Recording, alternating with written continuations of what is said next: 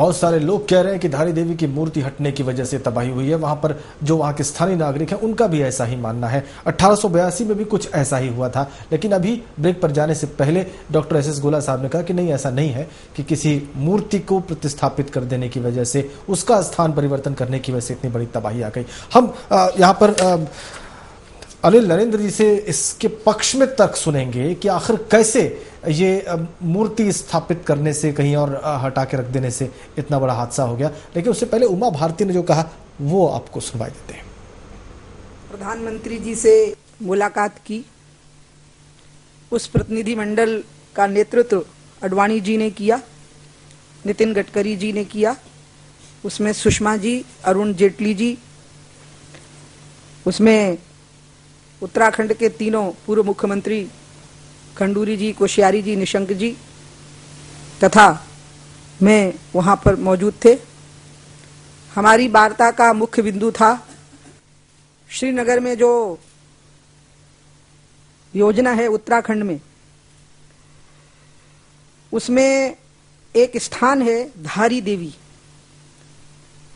जो कि उत्तराखंड की रक्षक देवी मानी जाती है और वो गंगा की धारा में स्थित है।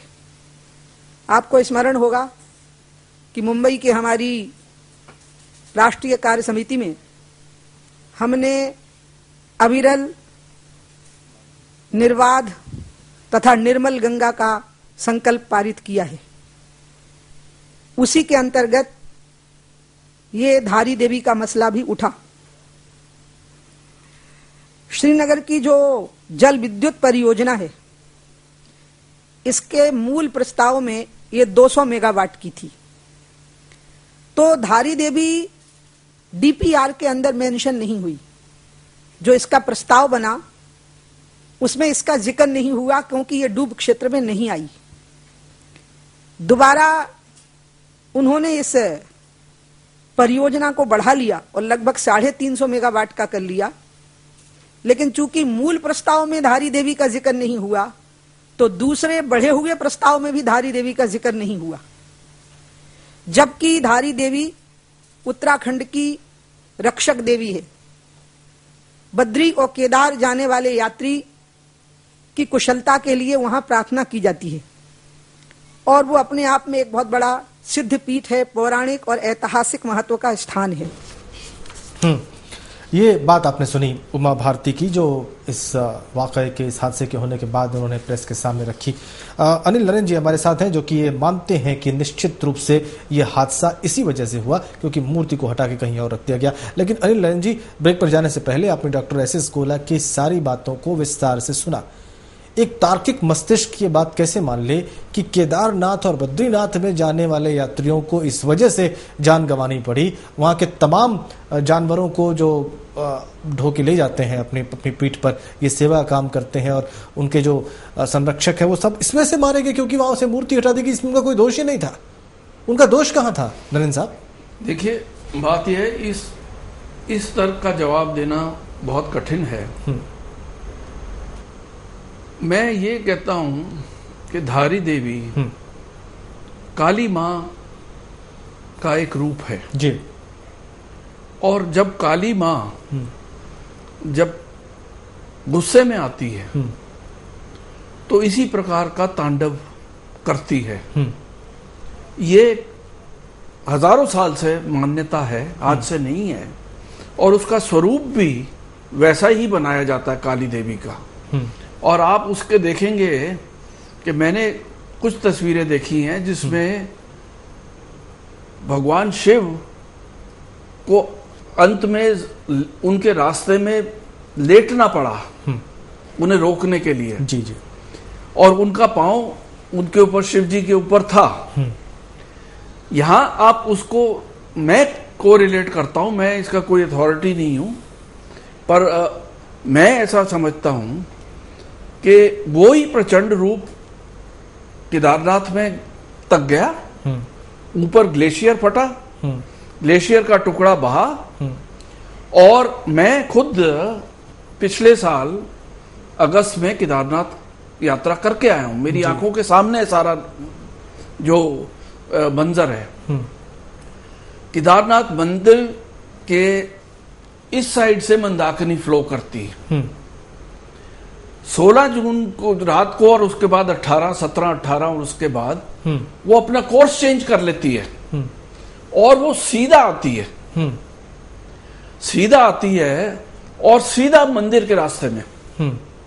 अब आप देखिए कि क्या होता है, जो सैलाब आता है मलबा, उसके साथ एक बहुत बड़ी चट्टान आती है, ह्यूज चट्टान, वो आके मंदिर के पिछले हिस्से से सिमट जाती है, टिक जाती है वहां, और पानी आता है, सैलाब आता है, वो दोनों साइड से कट जाता है और बीच में मंदिर सुरक्षित रहता है। इसको आप क्या कहोगे? इसका भी साइंटिफिक कोई रीजन दे दीजिए को चट्टान कहां से आई, कैसे आके मंदिर के पीछे से टिकी और मंदिर कैसे बचा?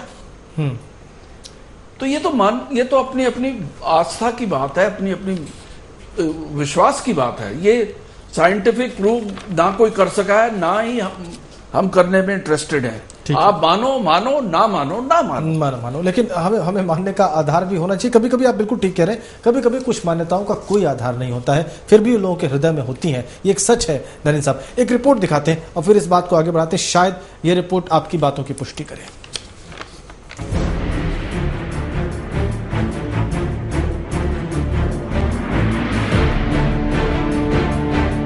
दरअसल उत्तराखंड में श्रीनगर स्थित धारी देवी को राज्य के लोगों एवं पर्यटकों का रक्षक माना जाता है, लेकिन श्रीनगर विद्युत परियोजना के तहत यहाँ पर लगी धारी देवी की मूर्ति को 16 जून को हटा दिया गया था, जिसके बाद हमें ये विनाश लीला देखने को मिली। संत समाज ने इस मंदिर की मूर्ति को वहाँ से हटाने का विरोध भी किया था, लेकिन उनके विरोध को नजरअंदाज कर दिया गया।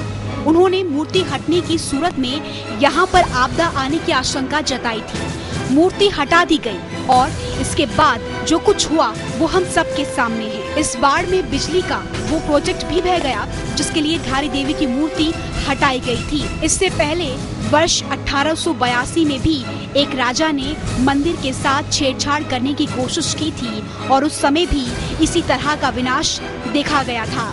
उत्तराखंड में आई तबाही के बाद से यहाँ पर अब तक हजारों लोगों की मौत हो चुकी है और हजारों की तादाद में लोग अभी लापता हैं।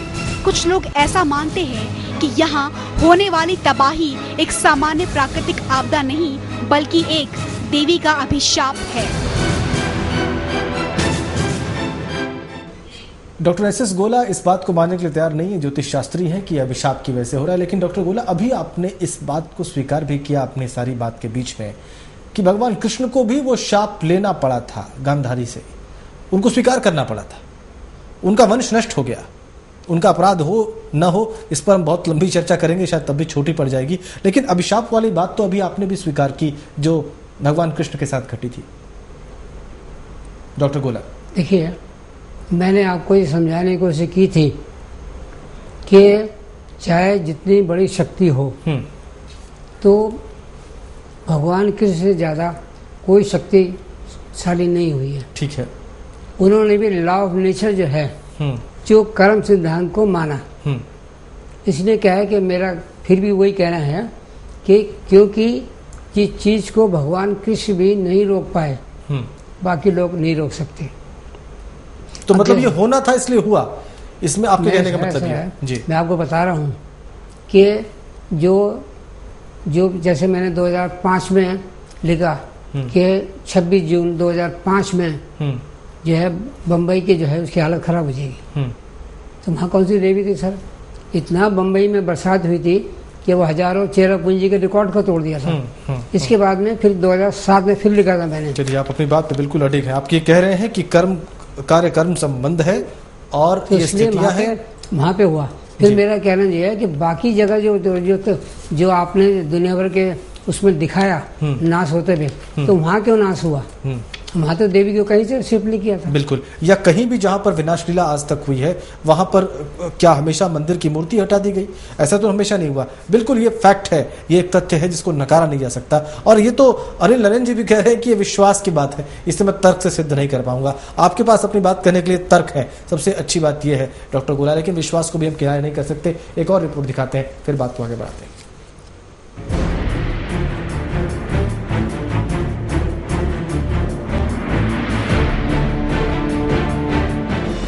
उत्तराखंड के लोगों का मानना है कि धारी देवी उत्तराखंड के सभी धामों की रक्षक है। इसके अलावा वे यहाँ आने वाले श्रद्धालुओं की भी रक्षा करती है। लेकिन बांध बनाने के लिए धारी देवी को उस स्थान से हटा दिया गया जहाँ वे बरसों से देवभूमि की रक्षा कर रही थी। मान्यता ये भी है कि हर दिन माता यहाँ 3 रूप में नजर आती है। इसमें पहला रूप कुमारी कन्या, दूसरा रूप युवती का और तीसरा वृद्ध माता का है। बताया जाता है कि माता के सिर पर छत लगाने की कई कोशिशें की गई, लेकिन कभी लगाया नहीं जा सका। वर्तमान मंदिर के स्वरूप में भी माता की मूर्ति के ऊपर छत नहीं है। कहा यह भी जाता है कि जिस दिन धारी देवी को मूल स्थान से हटाया जा रहा था, उस दिन भी भयानक तूफान आया था। कयास लगाए जा रहे हैं कि उत्तराखंड में आई दैवीय आपदा का कारण धारी देवी को इसलिए माना जा रहा है, धारी शब्द का मतलब रखना होता है, जबकि वहां से धारी देवी को हटा दिया गया। बस फिर क्या था। इस चर्चा के बाद स्थानीय समाचार पत्र व सोशल साइट्स सक्रिय हो गई और इस मुद्दे पर तर्क वितर्क सामने आने लगे। अब इन बातों में कितनी सच्चाई है ये तो बता पाना मुश्किल है, लेकिन कुछ सवाल आज भी उत्तराखंड के उन पहाड़ियों में गूंज रहे हैं जिसका जवाब किसी के पास नहीं है। ज्योतिष लेकिन ये कह रहा है कि ऐसा होना निश्चित था और यही हुआ है। इसके पीछे कोई भी और विशेष कारण नहीं है। अनिल नरेन जी, एक आखिरी बात, चूंकि समय बहुत कम है, मैं जरूर सुनना चाहूंगा। इस प्रकार की जो मान्यताएं हैं, इनका कोई ना कोई आधार इंसान ढूंढ ही लेता है। इंसान जब डर में होता है, जब तकलीफ में होता है, तो उसे किसी बात का सहारा चाहिए होता है। अनिल नरेन जी, एक मनोविज्ञान है, उसे सहारा चाहिए होता है ताकि वो जिंदा रह सके, ताकि वो चैन की सांस ले सके, ताकि उसका ढांढस बंधा रहे।